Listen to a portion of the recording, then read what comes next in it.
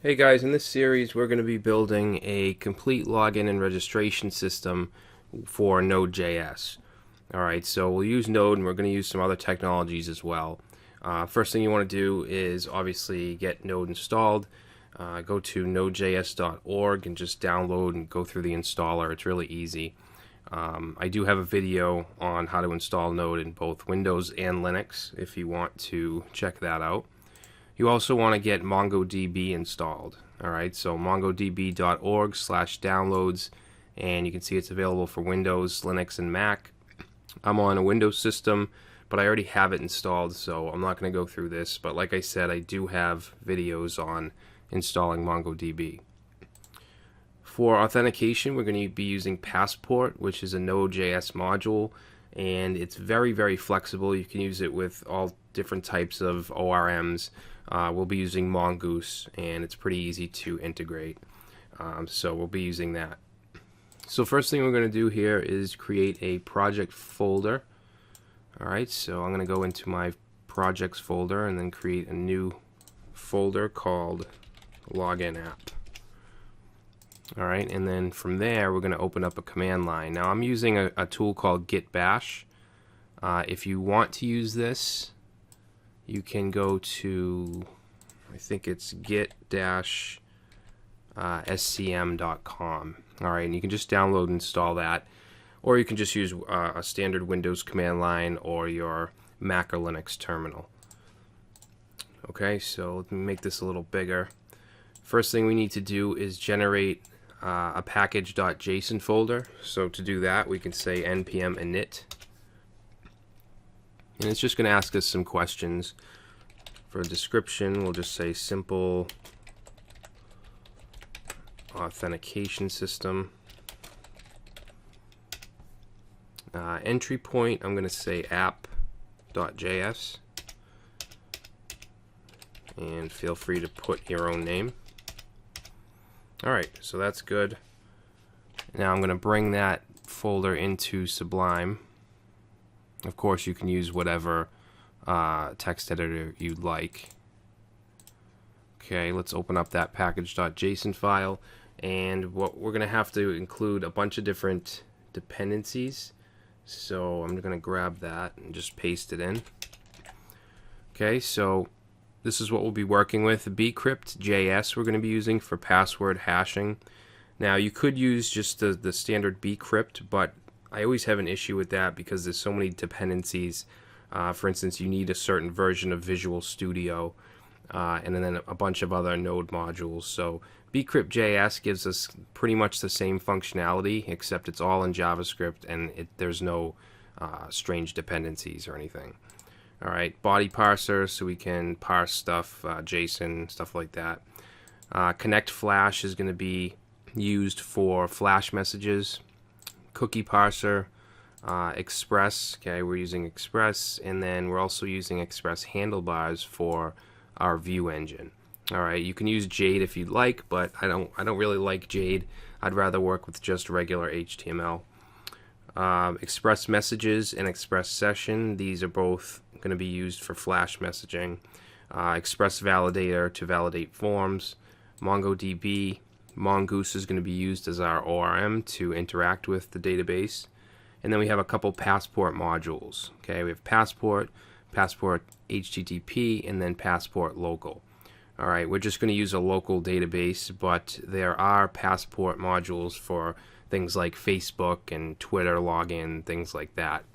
Alright, so these are our dependencies. Let's go ahead and save this. And then we'll go back to the command line and we're going to run npm install. Okay, and that should get everything set up for us. Alright, so that's all set. Now what we're going to do is create our app.js file. Okay, and we have a bunch of stuff that we need to include or require, so I'm going to paste that in. Now from the top we're including Express. Okay, and then we have the path module, cookie parser and body parser, the Express handlebars, template engine, Express validator, Flash session. Then we're including Passport here, and then since we're using Passport local, we're going to create a local strategy, and I'll give you more on that later. This should actually be a period, not a comma. And then Mongo and Mongoose, and then right here we're going to connect to our database, so mongoose.connect, and I'm just going to call it login app. All right, and we can create that. You don't need to. The application will do it, but I will show you how to create that using the Mongo shell.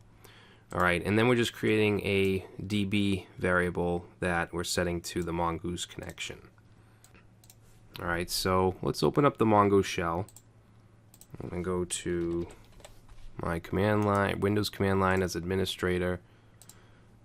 All right, now my MongoDB install is right in my C drive. Yours might be somewhere else, but what you want to do is go into that and then into the bin folder.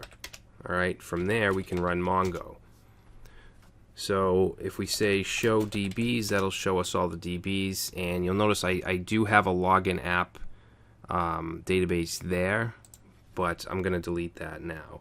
All right, so to delete that, I'm just going to say use login app, and then db dot drop database. All right, and then if we go back and do show DBs, you can see it's gone. So I'm going to create a fresh one. We're going to say use login app. Okay, and then what we can do is create our collections. So we'll say db dot create collection. Now, like I said, you don't have to do this. The application will do it for you, but I figure I'll just show you how to do it. All right, so we're going to have one collection for users. Okay, and then if we say show collections, we have users. All right, so that's all I need to do. So next thing we're going to do in our app.js file, we need to include the routes, all right, or the files we're going to use for our routes.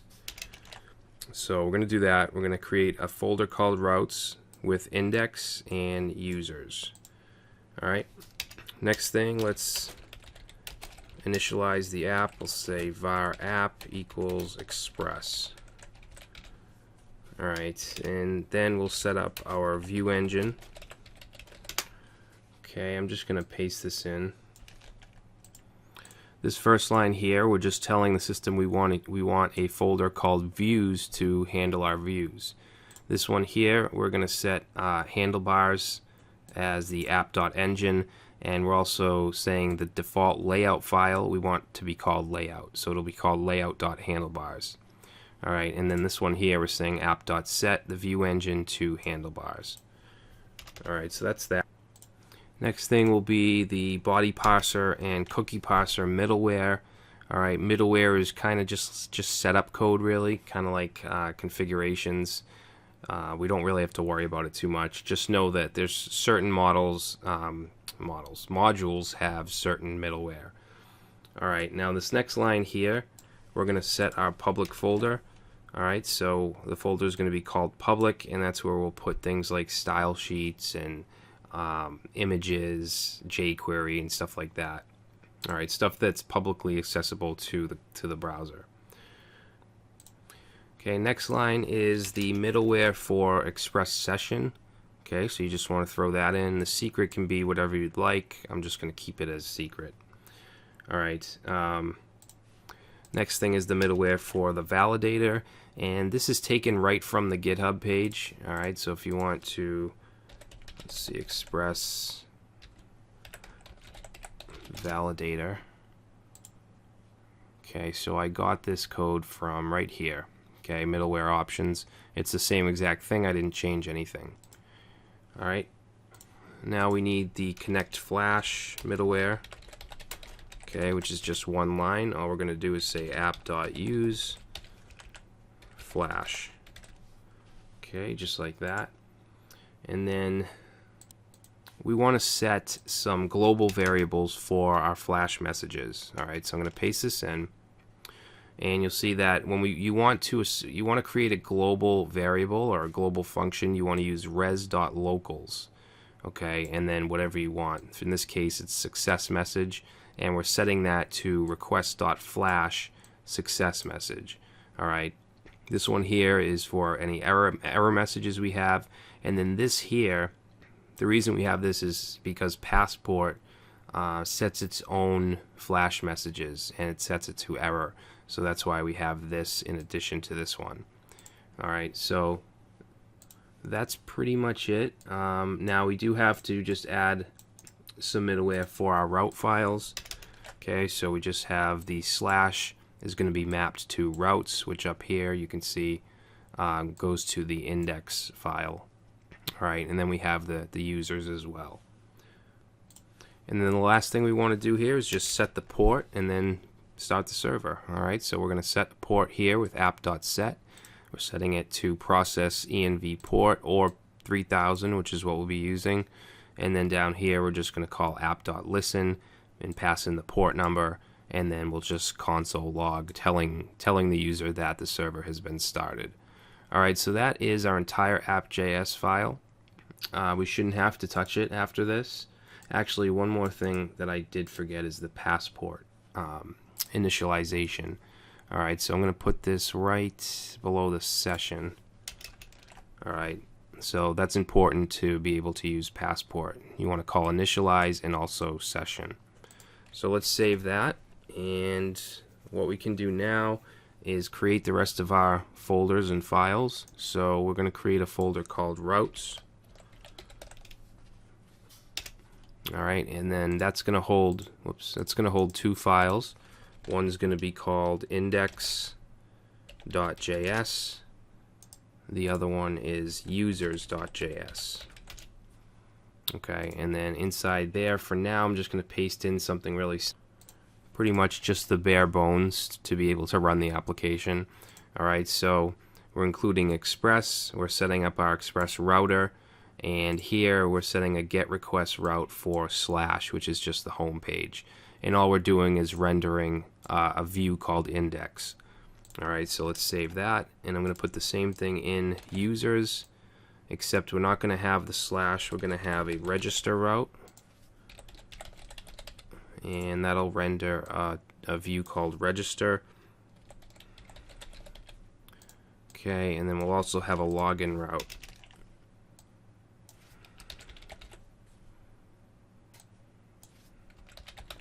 And that'll render a template or a view called login. Save that. Alright, so next folder we need to create is our view folder. And that's going to be called views. And inside there we're going to have a folder called layouts. And that's going to hold our main layout file, which is going to be called layout.handlebars. Whoops, I didn't want to do that. Alright, and for now we'll just say main layout. Alright, so we'll have another view, another file, and we're going to call it index.handlebars, and that'll basically just be like the dashboard. Alright, then we'll have another one called register handlebars, and we'll have one called login.handlebars. Alright, and we'll just for now just say login. This will be index, and this will be register.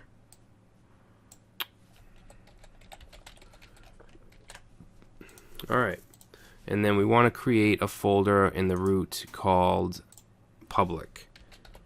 Alright, and then inside there we're going to create a folder called CSS, and also a folder called JS, and in CSS we're going to have a file called style.css. Alright, I just want to get all this stuff created before we move on. Alright, and then let's create a folder called models, and we're just going to have one model that's going to be saved as user.js.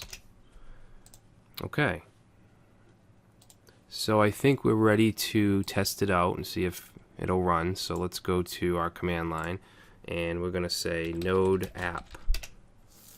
Okay, and you can see server started on port 3000. So now let's go to localhost 3000,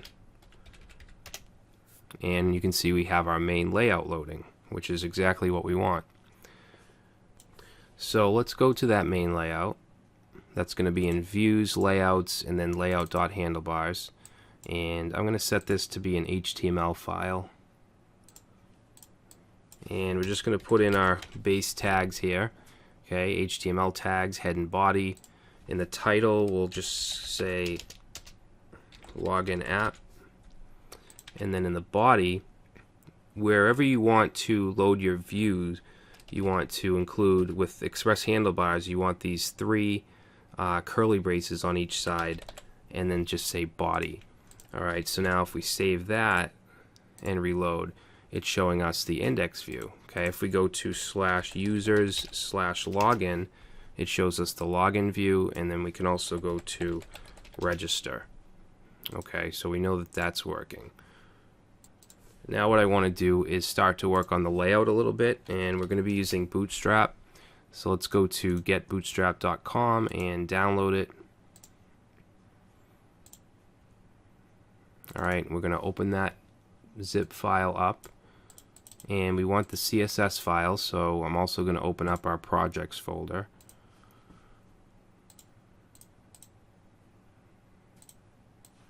Okay, so I want to go to C drive, projects, login app.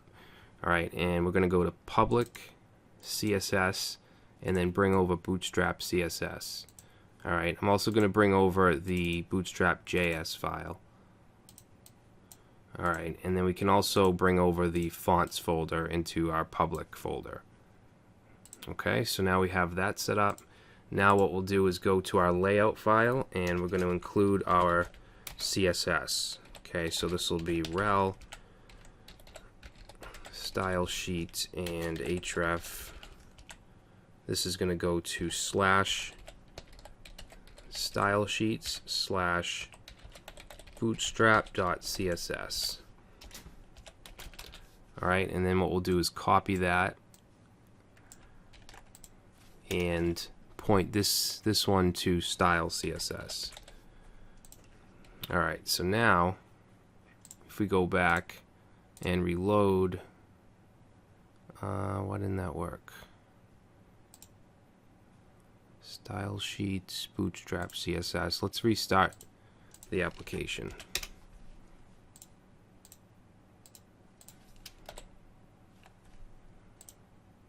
Okay, so it's not getting the...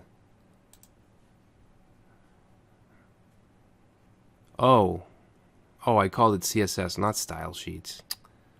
Yeah, this should be CSS.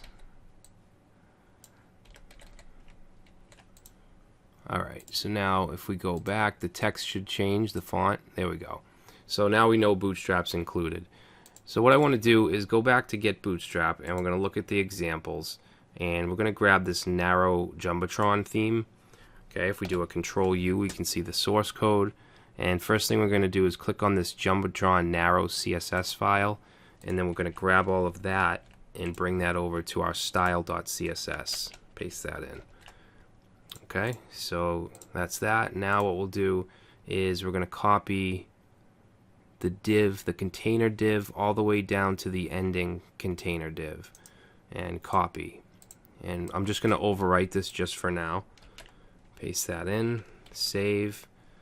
And now let's go back and reload, and now we have all the sample content. Alright, now when you edit a handlebars file, you don't have to restart the server, but if you're going to edit any of the JavaScript, the route files, anything like that, then you're going to have to restart it. Alright, so let's fix this up. So let's start with renaming this to login app. Okay, now for the menu, let's get rid of this class. Okay, home is going to go to just /, and I'm actually going to change this to dashboard. Alright, this one here, we'll go to /users/login, and we'll change the text to login. This one will go to /users/register, and we'll change that. And then we want a logout link as well, so let's copy that, and this will go to users/logout.